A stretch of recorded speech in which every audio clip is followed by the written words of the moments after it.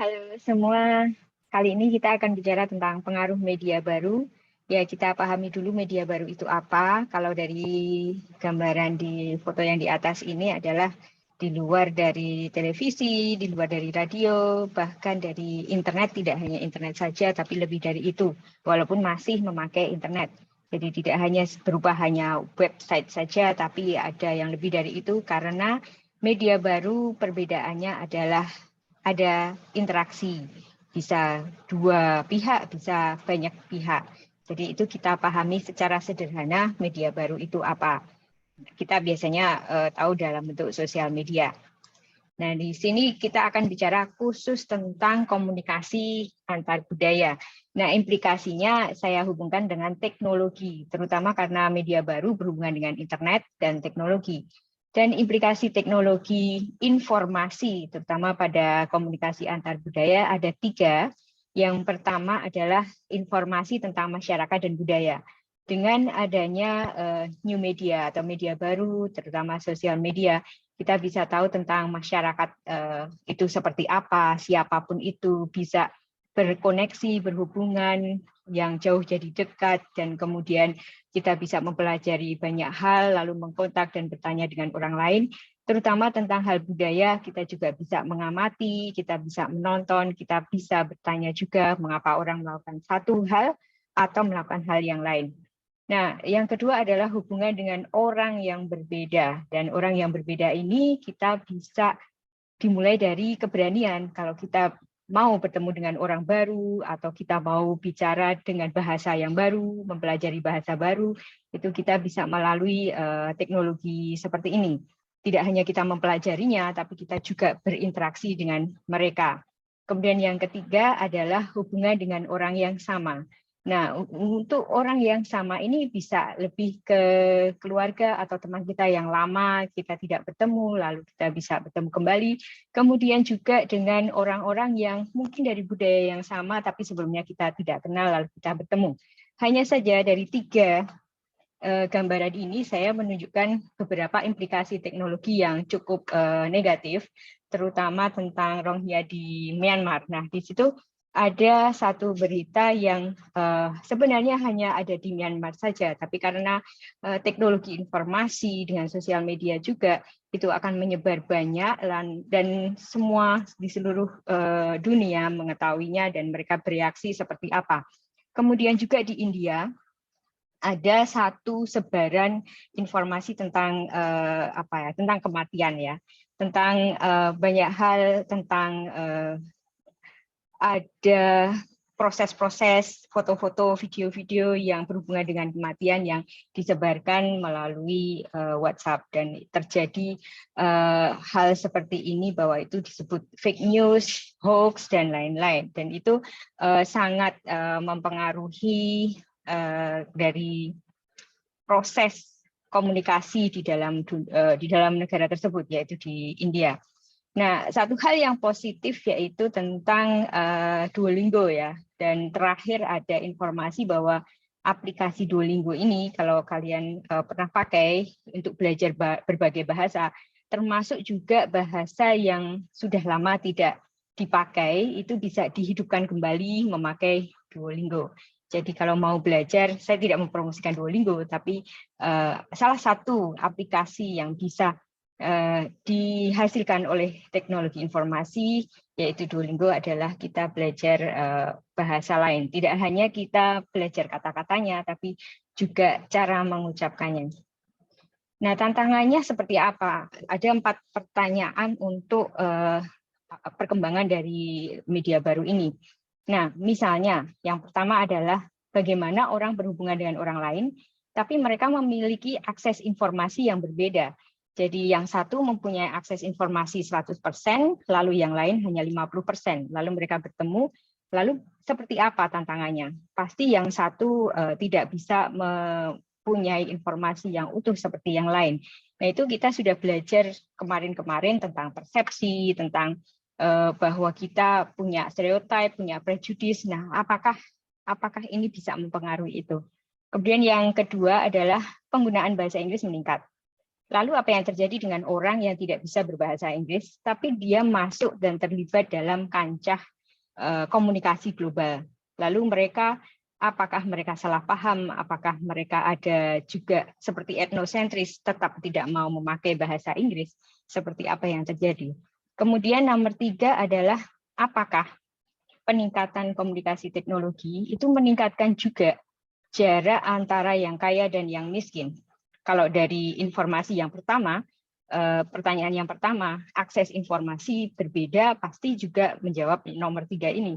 Karena akses informasi bisa, misalnya orang yang kaya pasti mendapatkan informasi yang jauh lebih banyak.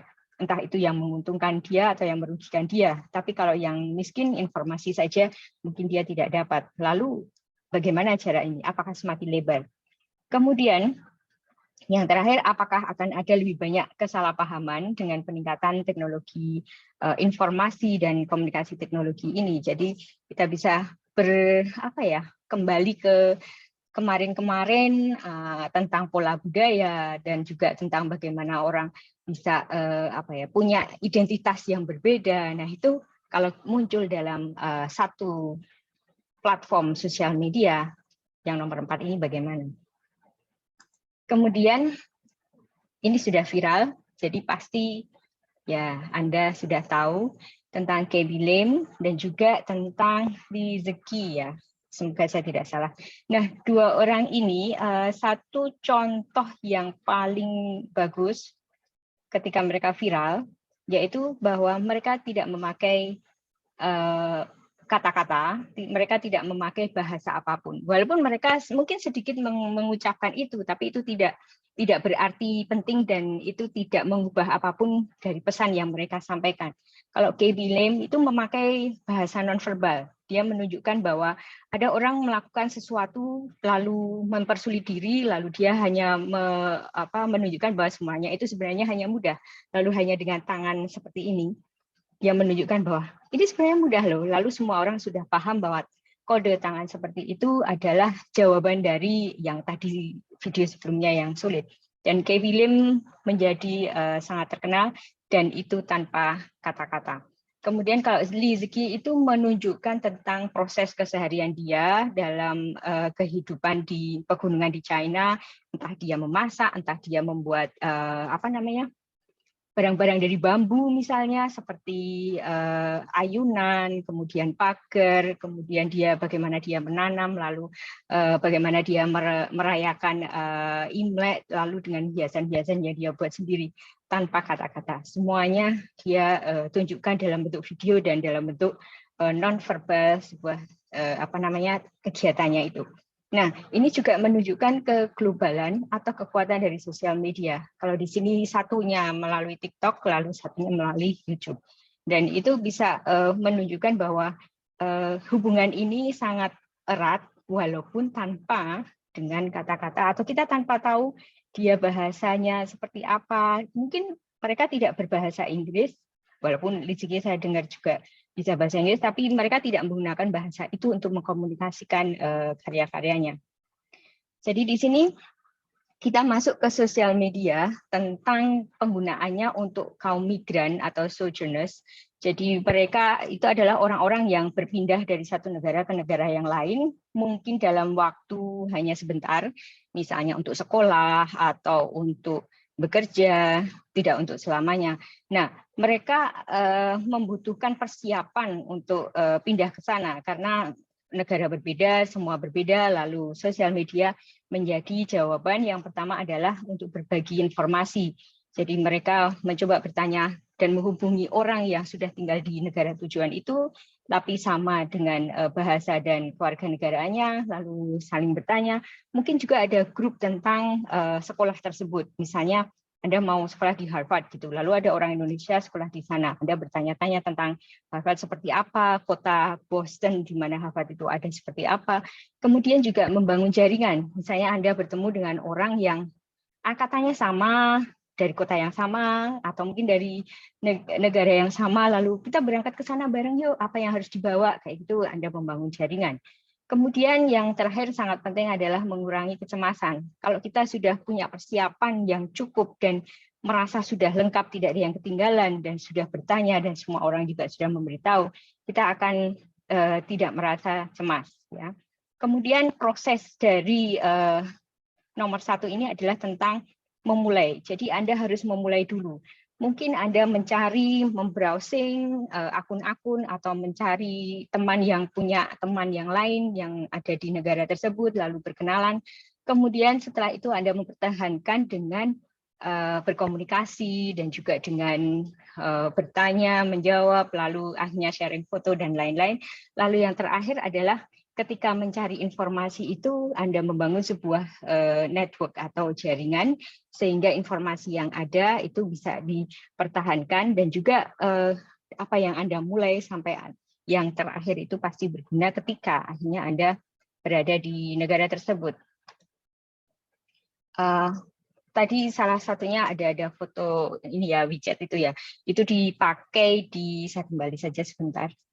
Itu dipakai di China ya, untuk orang-orang international students yang sekolah di sana, mereka memakai widget ini untuk proses berbagi informasi sampai ke mempertahankan komunitasnya. Nah, dalam sosial media itu ada juga social capital. Sebenarnya sudah kita singgung ya, social capital itu apa? Sebenarnya modal ya. Modal apa saja yang di sini ada daftarnya sebelah kiri itu adalah ketika kita bersosial media, kita juga mengumpulkan sumber daya, entah sumber daya informasi, bisa sumber daya teman, sumber daya koneksi, dan sumber daya relasi personal. Kemudian bisa juga untuk ties with friends, di sini lebih mempertahankan ikatan dengan teman. Lalu saya tadi menyinggung dengan teman lama mungkin, atau dengan negara tetangga atau tetangga beneran ya, karena di pandemi seperti ini agak susah berhubungan langsung ketemu misalnya. Kemudian juga untuk emotional support, jadi ada dukungan emosional, dukungan kalau kita sedang mengalami sesuatu atau permasalahan, itu bisa melalui sosial media. Lalu adaptasi juga akan jauh lebih lancar. Lalu untuk bekerja, jadi untuk koneksi pekerjaan, ada yang memakai LinkedIn juga. Kemudian dari media sosial Anda juga bisa tahu ada lowongan, kemudian ada perusahaan yang bisa Anda pelajari dari sosial medianya. Kemudian juga meningkatkan self-esteem, lebih ke kepercayaan diri. Jadi Anda jauh lebih tahu, Anda lebih percaya diri. Kemudian juga kesehatan mental, ya, karena tidak cemas, kemudian percaya diri, pasti kesehatan mentalnya jauh lebih bagus. Lalu yang terakhir adalah kepuasan. Ketika Anda mengetahui semuanya ini, keinginan Anda, kebutuhan Anda terpenuhi, Anda akan menjadi puas dan tingkat kepuasannya itu cukup tinggi. Nah, social media adalah social capital. Dan ini ada jenis-jenis dari social capital atau modal sosial tadi. Yang pertama tentang bridge atau bridging, jadi menjembatani.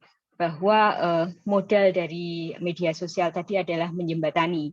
Dulunya tidak terkoneksi, menjadi terkoneksi. Kemudian ada bonding. Bonding ini lebih ke ikatan. Sudah terkoneksi, tapi semakin terikat, semakin dekat, semakin dipertahankan, ya. Oh, sorry, dipertahankan adalah yang terakhir. Nah, dengan keterikatan itu orang-orang jadi tidak terlalu banyak untuk mencari hubungan di tempat lain ya. Jadi akhirnya mereka punya komunitas dan lain-lain. Nah, dari bridging dan bonding ini dianggap ada dua jenis sifat dari modal sosial ini. Kalau bonding itu sifatnya adalah kuat, tapi kalau bridging itu sifatnya agak lemah ya. Bridging itu hanya berkoneksi, misalnya hanya mencari informasi saja, kemudian hanya bertanya, kemudian hanya untuk networking tadi ya, masih dalam hal informasi dan juga pertanyaan. Tapi kalau bonding itu lebih kuat daripada bridging. Nah, maintain atau maintaining untuk mempertahankan itu juga ada hubungannya dengan bonding. Jadi tidak hanya mengenal dan juga membuat sebuah ikatan, tapi juga mempertahankan ikatan itu jauh lebih lama lagi. Jadi tidak hanya saat itu saja, tapi bisa saja ketika misalnya dulu karena sekolah ya, lalu sekolahnya sudah selesai, masih dipertahankan ikatan tersebut. Jadi itu adalah pengaruh-pengaruh dari sosial media yang ada hubungannya dengan komunikasi antar budaya. Terima kasih.